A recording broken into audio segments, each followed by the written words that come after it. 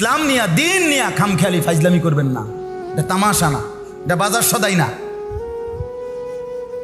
এটা খাট পালং আর সোফা ফার্নিচার না, এটা আখিরাত। ভুল হলে আর শুধরানো যাবে না, দুনিয়া শুধরানো যায়। আগের বাজারে মাছ ফাঁসা পড়লো, পরের বাজারে ঠিক মতো কিনা যায়, মোটামুটি বোঝা যায় যে কে আমার 2 নম্বরই মাছ দিচ্ছে, তার হাতারে কিনে তার কাছে যায়। আমাদের দেশে এটা কয়ও লাকসামের দিকে কোন বেটায় মাছ কিনছে, কিনা বাড়িতে আইনা বউ কাছে দিছে, আর বউ ধমকাইয়া যে একটা মাছও ভালো পড়ছে না, কি মাছ কিনলা তুমি? এবং বেচারাও বুঝছে যে মাছ সবটি ফসা, চুপ করে রয়েছে।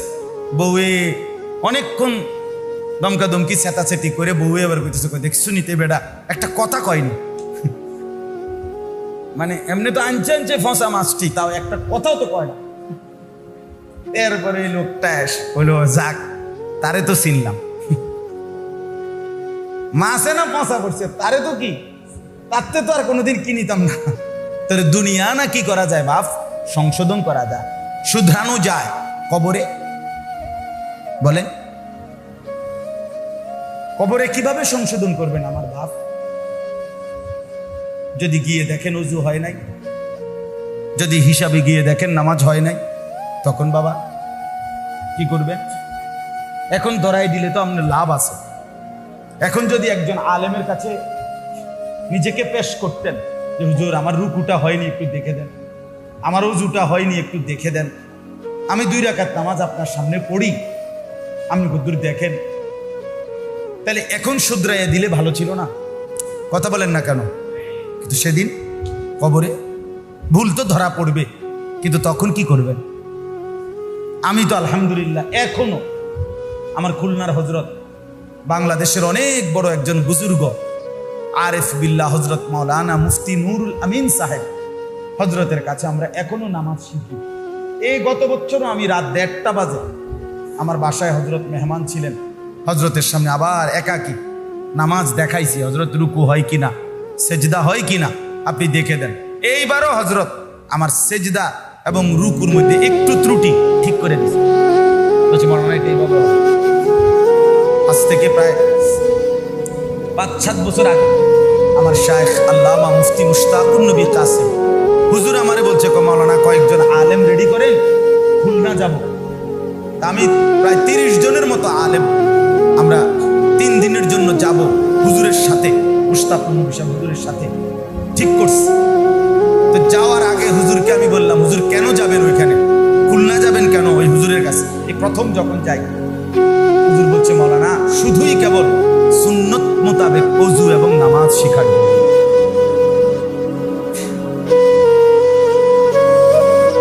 অথচ উনি সারা দেশ না সারা পৃথিবী খ্যাত আলেম, কিন্তু তিনিও এখনো বলতেছেন আমার এখনো শেখা।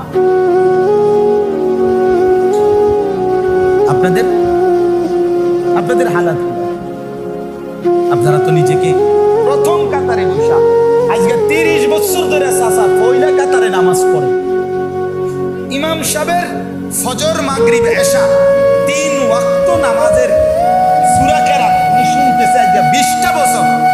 উনি বুঝে যে ইমাম সাহেবের পড়া যেরকম আমার পড়াটা এমন না, আমার সূরা কেরাত শুদ্ধ না, এটা উনি বুঝার পরও শিখার, সংশোধন করার, ন্যূনতম 10টা সূরা ঠিক করার মতো সময়, সুযোগ, মানসিকতা উনার মধ্যে নাই। উনার টার্গেট একটাই, মেন উনার অফিসটাই হলো সাদওয়ান, গিয়েই সাদওয়ান, গিয়েই বন বিড়ি সাদ আর গপ আর বিবদ আর 14 গোষ্ঠীর বদনাম, গ্রাম এলাকা ইউনিয়ন জেলা উপজেলা শেষ কইরা বুদ্ধি দিতে দিতে ইউরোপ আমেরিকারে পর্যন্ত একেবারে শেখ হাসিনা খালেদা ইথা আর বেড়া এবারে বুদ্ধি লয় বাইডেন ডাইরেক্ট, ডোনাল্ড ট্রাম্প ওনার বুদ্ধিতে বুঝ যায়, এই চাচা যে বেড়া সাধুয়ানে বয়ে বুদ্ধি দেয়। আপনি দেখেন, আমি তো সবসময় বলি গোটা বিশ্বের সর্বশ্রেষ্ঠ বুদ্ধিজীবী কোথায় থাকে, এক কথায় উত্তর, পৃথিবীর সর্বশ্রেষ্ঠ বুদ্ধিমান বুদ্ধিজীবীরা বসবাস করে কোথায়? একদিকে বিড়ি আরেকদিকে বুদ্ধি, 2 জিনিস অনবরত চলছে, বিড়ি আর বুদ্ধি। বিড়ি খাইতেছে আর বুদ্ধি দিতেছে। আস্তাগফিরুল্লাহ। কি কয়, কারে কয়, কিত্ত কয়, কেন কয়, কে শুনে? শুধু শুধু শুধু শুধু শুধু শুধু শুধু শুধু ফালতু। ওফ, হায়াতের এই সুন্দর সময়টা শেষ করে 40 বছর পরের 50 বছরের এই সুন্দর হায়াত বরবাদ। অথচ এই হায়াত আর আসবে, এই জিন্দিগি আর আসবে না। বাপ বলে 16ই জুলাই 2024 রোজ মঙ্গলবার পৃথিবীতে আর কোনোদিন আসবে? আগামী বছর 16ই জুলাই হবে, সেটা 24 না 25 সাল। আগামী সপ্তাহে মঙ্গলবার আসবে, কিন্তু সেটা 16 তারিখ না, আর কোনো দিন আসবে, কোনো রাত আর ফেরে না। আমার বাপ মনে রাখে, জিন্দিগি ওয়ান ওয়ে, শুধু সামনের দিকেই যেতে হয়, আর কোনো দিন পেছন ফেরা যায় না। রাস্তার মধ্যে যেটা ওয়ান ওয়ে, সেটা দিয়েও সামনের দিকে যাইতে হয়। তবে রাস্তার ওয়ান ওয়ের মধ্যে একটা সুযোগ আছে, পেছনে ফিরবার জন্য ইউটার্ন নেওয়া যায়। কিছু দূর গেলে আবার কি আছে, ইউটার্ন আছে, ইউটার্ন দিয়ে পিছনে আসা যায়। কিন্তু খোদার কসম, হায়াতের কোনো ইউটার্ন নেই। আছে বাপ, আজকের দুপুরে ফিরতে পারবেন? আজকের আসরের ওয়াক্তে আপনি বিকাল টাইমটার কাছে আরেকবার ফেরত যাইতে পারবেন? আজকেরটা আর রব্বানা আখরিজনা না'মাল সালিহান গায়রাল্লাযী কুন্না না'মাল। রব্বুল আলামিন বলেন, প্রত্যেকটা জাহান্নামী নাফরমান জাহান্নামের ভীষণ আগুনে যখন ঢেউ খেলবে, উথাল পাতাল ঢেউ খেলবে, চিৎকার দিয়ে জাহান্নামী বলবে, রব্বুল আলামিন অল্প সময়ের জন্য দুনিয়ায় ফেরত যেতে দেন। এবার যদি যেতে পারি, এবার সবগুলো আমল করে ফেলবো, নেক আমল। আল্লাহ তখন সাথে সাথে বলবেন, আওয়ালাম নুআম্মিরকুম, বান্দা বলো তো আমি কি তোমাকে সময় দেই নাই? 60 বছর কারে দিছিলাম? 40 বছর কাকে দিয়েছিলাম? 30 বছর কাকে দিলাম? বান্দা বলো না। দুপুর 1টা বাজে জোহরের আজান হইছে, এরপরে 4টা 45 আবার আসরের আজান হইছে।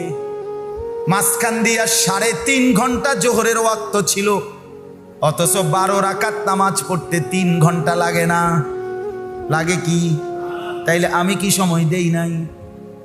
ফজরের 4 রাকাত নামাজ পড়তে তো লাগতো 4-5-10 মিনিট, আমি তো ওয়াক্ত দিয়ে রাখছিলাম 1 ঘন্টার চাইতে বেশি।